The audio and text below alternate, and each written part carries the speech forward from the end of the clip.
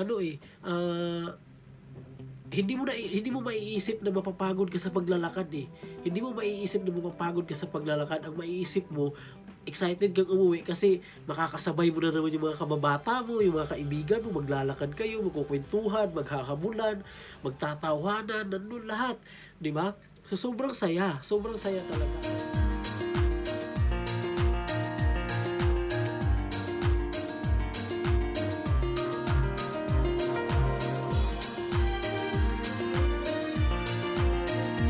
Kumusta sa lahat ng mga naka-quarantine? Ayan, sobrang nakakapagod na, no? Na nasa bahay lang tayo, wala tayong ginagawa. Pero yun ang sinasabi nila, sumunod tayo sa gobyerno. Okay? So better safe than sorry kaysa sa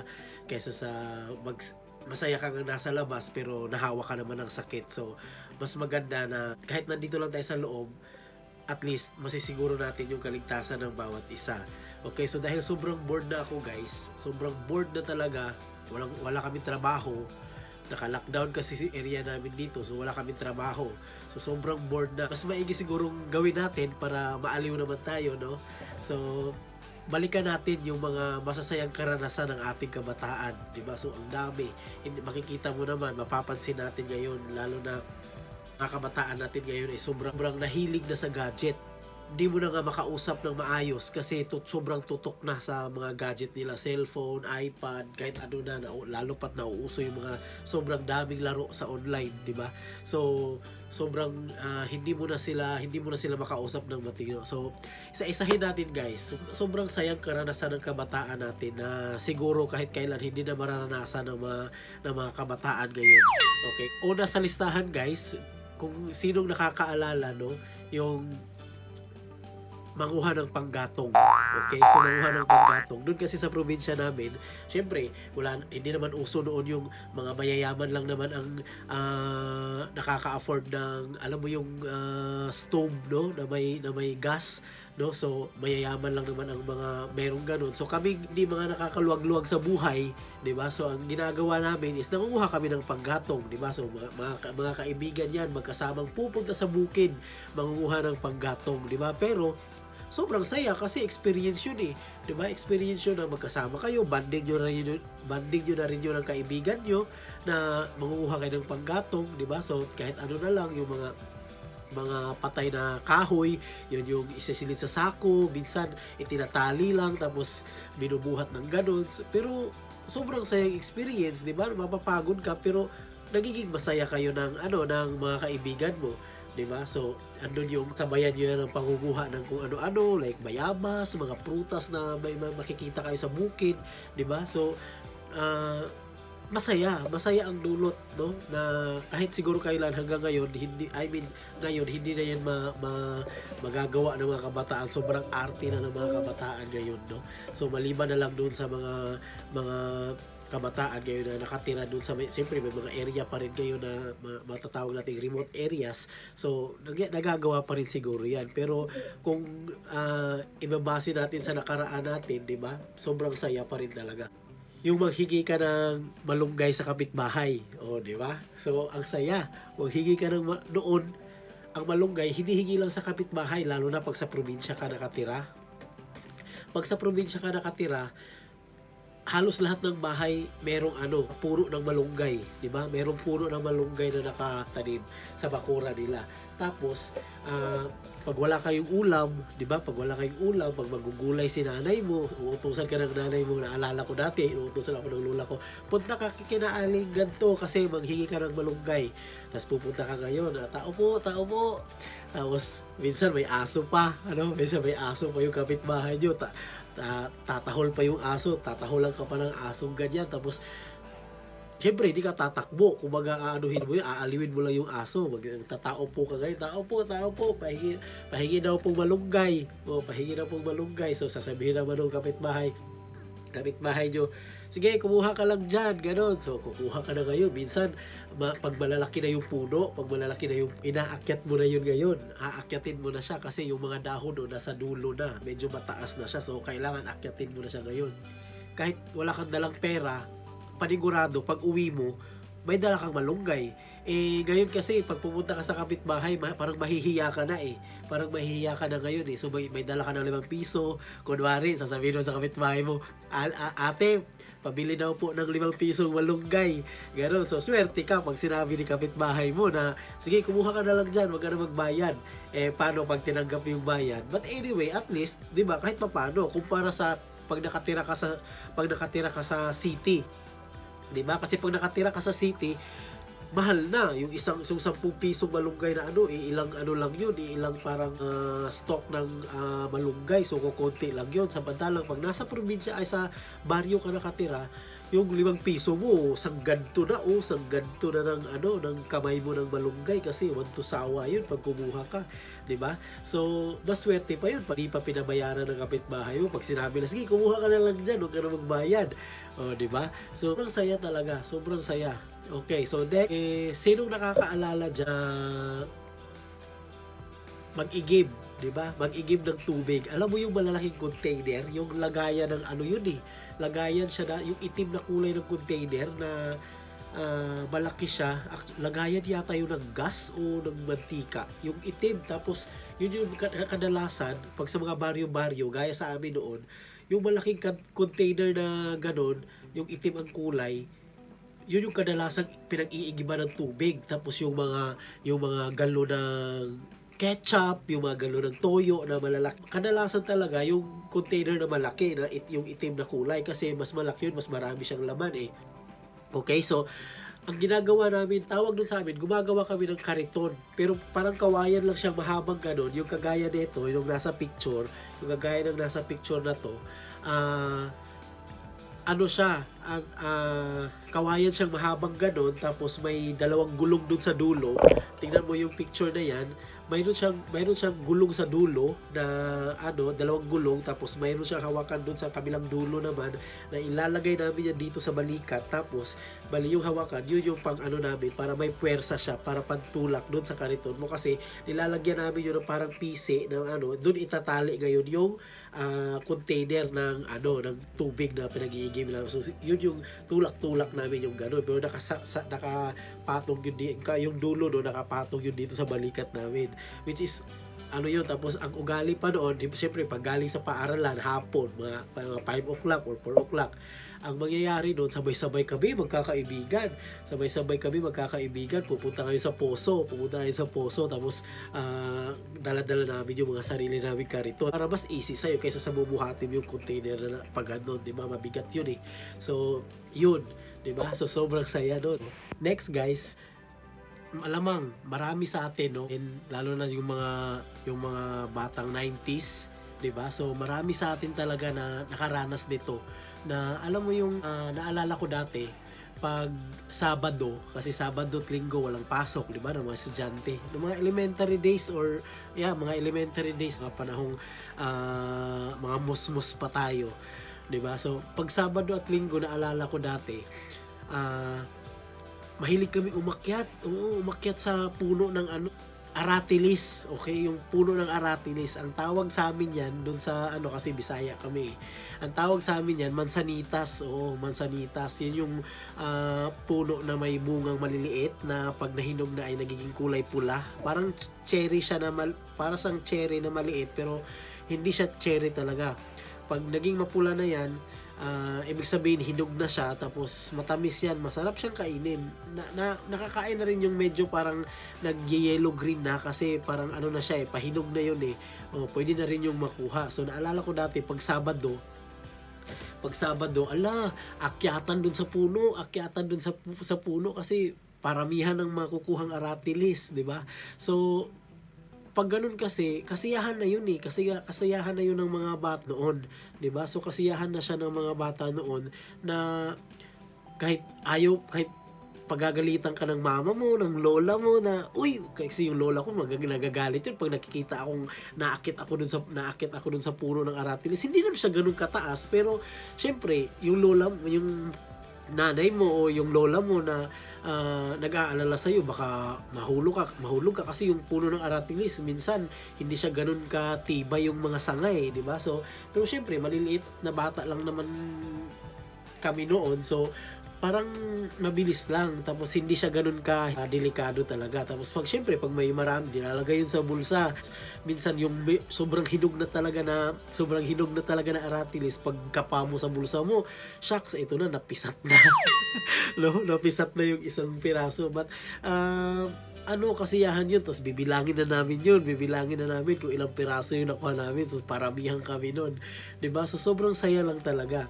Tapos itong sunod, maswerte yung mga nakakaluwag-luwag sa buhay noon kasi may pambayad, kasi nauso noon yung pag medyo nakaluwag-luwag ka sa buhay, mayroon silang VHS player, tapos nagre-renta yung may-ari no ng mga VHS na tape, 'di ba? So yun yung uso noon nauso siya noon. Tapos yun, nagpapabayad sila ng 2 piso o 2 piso pag matanda na, tapos piso pag bata. Syempre kami na walang pera, doon kami sa mga butas sa dingding. Halimbawa, pag may mga butas sa dingding, doon kami. Tas ang may-ari pa noon, pag may kadamutan pa yung kapitbahay mo na ayaw talaga magpasilip, kasi ang gusto nila manood ka, magbayad ka, pumasok ka sa loob. So, ang mangyayari noon, tatakpan pa nila yun ng mga tela, yung mga damit na mga tinatakpan nila yun para walang makanood. Kami naman sinusundot namin yun. Sinusundot namin para kahit paano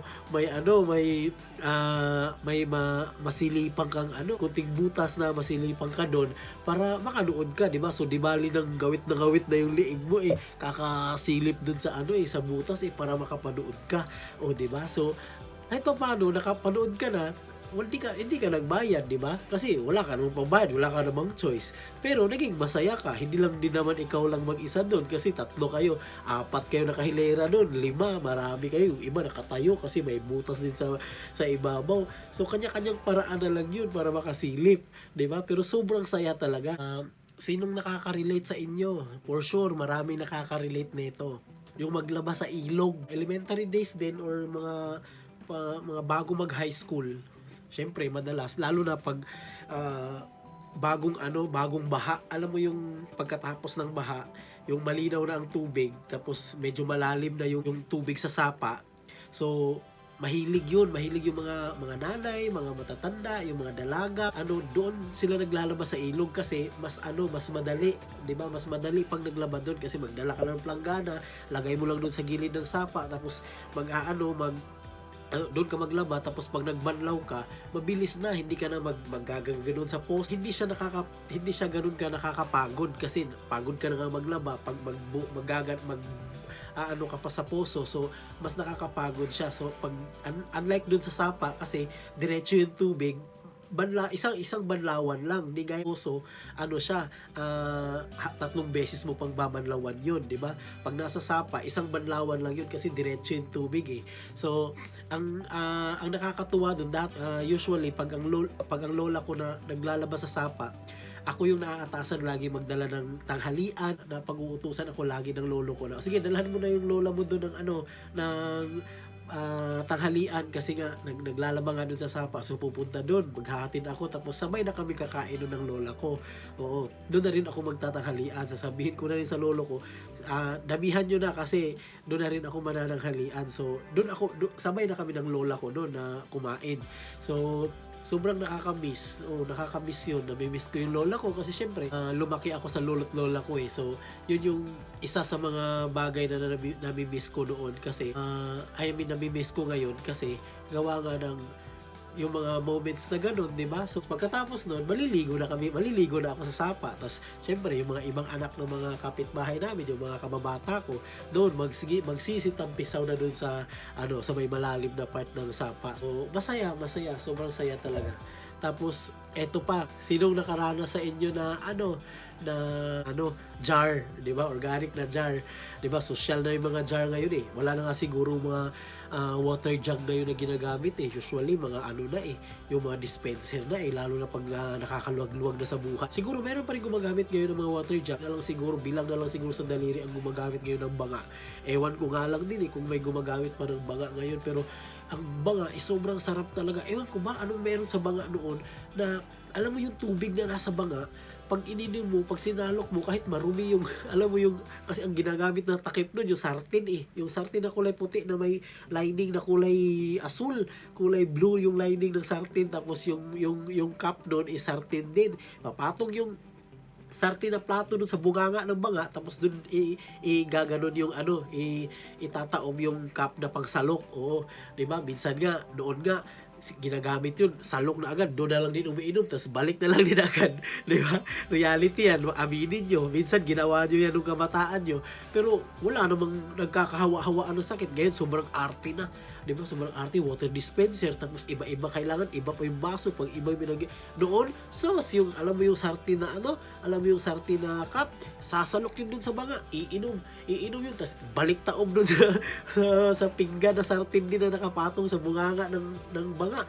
O, di ba? So, ang mangyayari, siya, dito, pero ang sarap ng tubig. Ang sarap talaga ng tubig kasi yung banga, sinasabi nila may lumot na yun sa ilalim.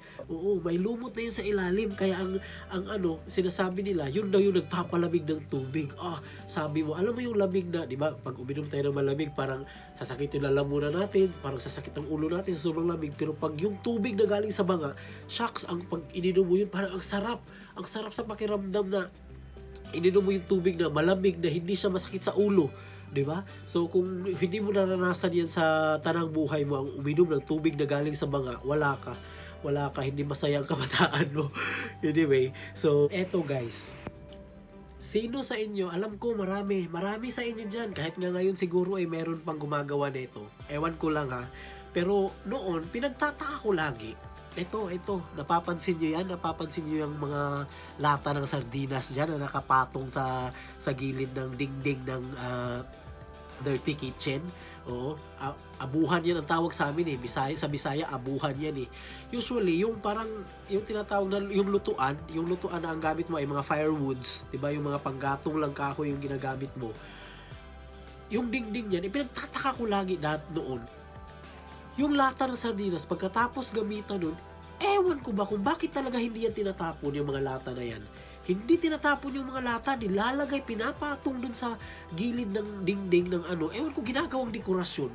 Di ba, kalaunan tinatapon din naman, pero binuburo muna doon ng mga ilang linggo. Di ba, minsan nga, inaabot man ng buwan hanggat hindi maisipan na itapon, hindi yun itatapon Pwede namang itapon ka agad pagkagamit, di ba? Pero ewan ko ba, nilalagay talaga yung ginagawang dekorasyon. Ewan ko kung anong ginagawa doon sa lata na yan. Di ba? Marami sa iyo nakaka-relate yan. Kayo nga siguro hindi rin nagtatapon ng lata doon Di ba? So, marami nakaka-relate yan. Alam ko, hanggang ngayon nga siguro may gumagawa pero siguro, syempre, doon na yun sa parang sobrang probinsya na talaga yung medyo malayo-layo talaga sa kabihasnan. Meron pa rin gumagawa dyan sa ngayon.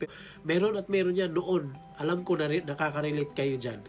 Tapos, to guys, pinakahuli, ito talaga yung nami-miss ko nung kabataan ko, 'di ba? Kasi noon yung bahay namin malapit lang sa school namin. Actually medyo malayo siya, pero pwede siyang lakarin. Okay? So pwede siyang lakarin. So hindi pa naman uso noon yung yung mga nakakaluwag-luwag sa buhay nga, yung mga nakakaluwag-luwag sa buhay, yung may mga negosyo, may mga na kapitbahay mo. Yung mga anak nila, syempre, sumasakay yun sa mga rela, ganun. Pero kami, bihira lang magkaroon ng baon noon, pag nabigyan kami ng baon noon, nasa langit na yung kaluluwa namin sa sobrang saya. Pag may baon, okay? So, nung elementary ako, nilalakad lang namin yun. Mula umaga, pagpasok, nilalakad, pag-uwi galing sa eskwela, nilalakad lang din. Ito, gaya nito, 'di ba? So, yun yung sobrang nakaka-miss kasi alam ko marami sa panahon ko lang, ang dami namin Minsan naghahabulan habang pauwi, naglalakad sa gilid ng kalsada or papunta pauwi ng bahay. Sobrang saya talaga. Hindi mo maiisip na mapapagod ka sa paglalakad Hindi mo maiisip na mapapagod ka sa paglalakad. Ang maiisip mo, excited kang umuwi kasi makakasabay mo na naman yung mga kababata mo, yung mga kaibigan mo, maglalakad kayo, magkukwentuhan, maghahabulan, magtatawanan, nandun lahat. 'Di ba? So sobrang saya talaga. Yun na nga guys, ang bottom line yan is sobrang nakakamiss, 'di ba? Yung mga karanasan ng kamusmusan natin, 'di ba? Yung wala sa isip natin yung problema, wala sa isip natin na kung anong kakainin bukas, wala sa isip natin kung kung may pera ba tayo o wala tayong pakialam, 'di ba? So maglaro tayo sa labas, sobrang dumi ng mukha natin, sobrang dumi ng mga paa natin, mga kamay dahil sa alikabok, pero hindi natin iniisip na magkakasakit tayo kasi parang wala talaga, 'di ba? Masarap mamuhay sa probinsya lalo na pag alam mo yung mga kapitbahay mo, kasundo mo yung mga kapitbahay mo, yung mga kababata mo, mga kaibigan mo, kasundo mo sa lahat ng mga sa mga laro, 'di ba? Hindi ko pa nga nasama dito yung mga laro talaga noon na sobrang nakakaaliw talaga, sobrang nakakatuwa. Kung ikukumpara mo sa mga laro ngayon, yung mga ML na yan, saan pa yan sa mga laro noon? Yun yung literal na masarap na mga laro, hindi kagaya ngayon na tutok ka ng tutok. Kaya ngayon mga bata pa halos mga bulag-bulag na gawa ng kakatutok doon sa mga iPad, mga cellphone na yan Pero doon, kahit puno ng alikabok yung katawan mo pag uwi mo ng bahay, walang mga batang madalas magkasakit noon. Ngayon, ang daming batang madalas magkasakit. Konting lang, sinasabing na kasi gawa ng dumi na yan na galing sa labas kaya nagkakasakit agad. Kasi yung mga bata ngayon, masyado ng maaarte, hindi gaya noon. Sus, ang saya-saya. Diba? So, comment down below guys kung nakarelate kayo, share nyo yung video kung gusto nyo may ibang matuwa, diba? So, ito yung bunga ng quarantine guys. Ito yung bunga ng quarantine talaga. Sobrang bored na. Kaya, mas maganda na alalahanin na lang natin yung mga nakaraan natin na mga araw na wala pa tayong iniisip na problema kagaya ng kinakaharap natin problema ngayon. Diba? So, laban lang guys, matatapos din to.